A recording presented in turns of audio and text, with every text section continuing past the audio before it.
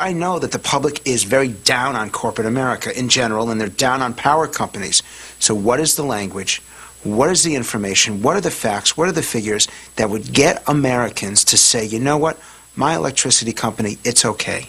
On one hand, you have wind, which has no fossil fuels associated with it. To get at his subjects' gut feelings, Luntz has them register their moment-by-moment responses to a speech by a power company executive.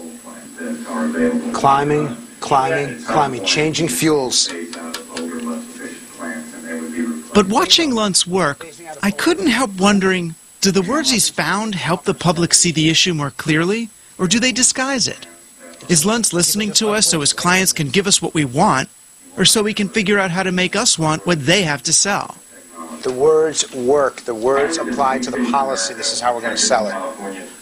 And I'll be able to walk to this electricity company on Monday and be able to say to them, your policy makes sense, and here's the language to explain it. That was the eureka moment when I watched people nod their heads. I watched them look to each other, and they were willing at this point to fight for this position. You're replacing the bad with the good. It's almost like in with... This is a guy who is merchandising ideas and merchandising a movement and merchandising a political party. And in many instances, the words that he says are the ones that resonate, are ones that obscure to some extent the issue. Take the so-called death tax. When it was called the estate tax, most people supported it. But Luntz managed to turn public opinion against it simply by giving it an emotionally loaded new name. For years, political people and lawyers, who, by the way, are the worst communicators, used the phrase estate tax. And for years, they couldn't eliminate it, but the public wouldn't support it because the word estate sounds wealthy. Someone like me comes around and realizes that it's not an estate tax, it's a death tax, because you're taxed at death. And suddenly, something that isn't viable achieves the support of 75% of the American people. It's the same tax, but nobody really knows what an estate is. But they certainly know what it means to be taxed when you die. I'd argue that is a clarification. That's not an obfuscation. Luntz has admonished Republican politicians to talk about tax relief instead of tax cuts, and to replace the war in Iraq with the war on terror. He once told his party to speak of climate change, not global warming. What is the difference?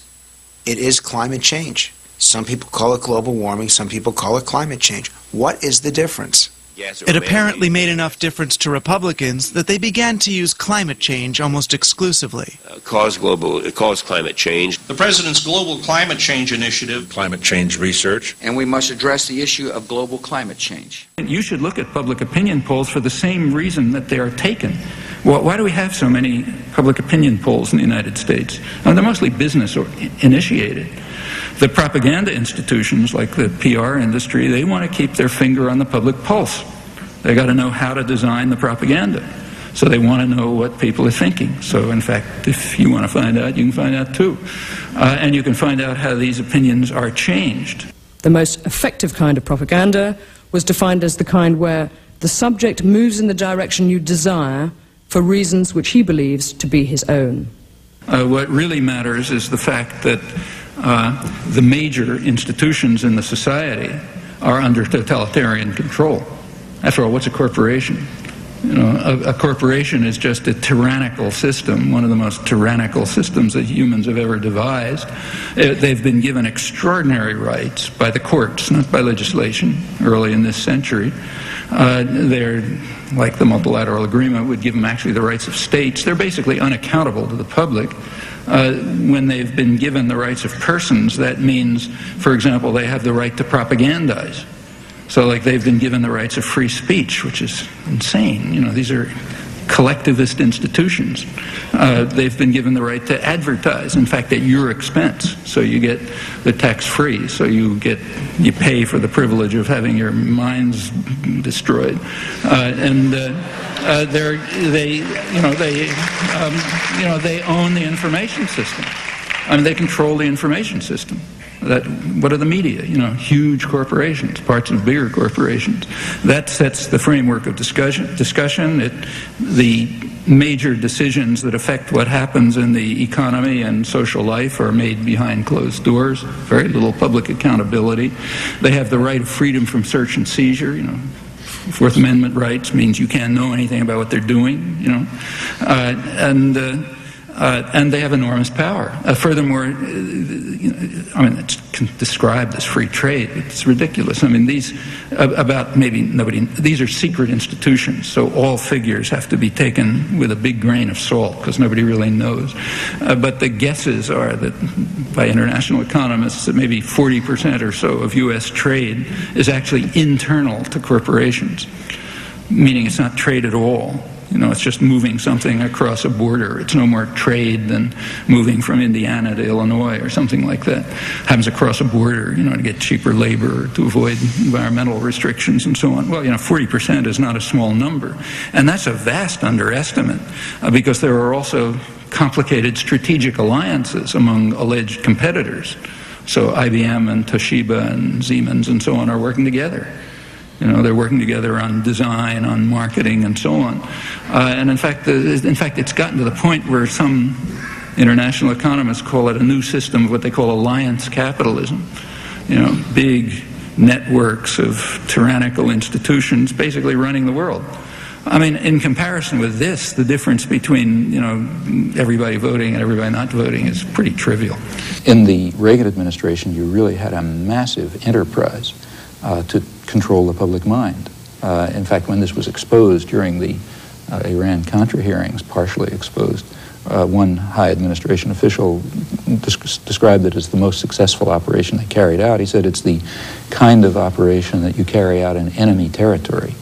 And that expresses the attitude toward the population completely. The population is the enemy, and you've got to control enemy territory, and the way you do it is by very extensive public diplomacy, meaning propaganda. Intelligent propaganda is not a propaganda that tells blatant lies. It's something where you try to show the good side of what you're supporting, and you don't tell about the negatives. You only tell about the positives, which is true, but it's only a half-truth. And then it makes it a half-lie, if you will. It is told in the words and from the perspective of the power wielders, and with no view from outside the walls. And that's really, I think, in a nutshell, the problem with so much of the coverage in Washington, is that the habits of mind that inform it, the sympathies that inform it, are all with the people at the top, and not with the people outside the palace. The biggest joke, I think, in Washington is the idea that the press has an adversarial relationship to the city it covers and to the class of politicians and bureaucrats that it covers, when in fact it is so far from their adversary. It's a component of their life. It's a vicarious member of the same club. The adversarial definition is part of the self-flattery, the self-adoration with which the press conceives of its role and justifies its role to the public, who, of course, would like to think that there was a watchdog instead of a lapdog in Washington. They aren't so lucky.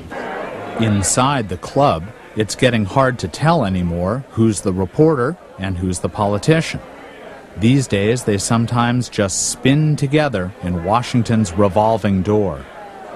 I used to worry about blurred lines. Now the lines, they're not even blurred. They're gone. The lines are gone. I mean, people pop in and out of administrations all the time. Jim Fallows, speechwriter for Jimmy Carter, then national correspondent for The Atlantic. I mean, it just, I didn't like it at first, but it's a phenomenon of our time, of the 80s and 90s, that people are going to work in politics and go into journalism, and they're going to pop back and forth. No, I don't think Bob Dole's a mean person. I think he's an undisciplined person. And the most notorious case of media cross-dressing involved ABC commentator George Will. George Will helped to prep Ronald Reagan for a presidential debate with papers that had been stolen in a black propaganda operation from Jimmy Carter's campaign. Having helped in that obscene prep, he then went on the air as an objective commentator later that night to say that he thought Reagan, viewing it objectively, dispassionately, fair-mindedly, even-handedly, and so on, had done best in the debate, rating the horse that he'd been secretly training. Paid no price for it.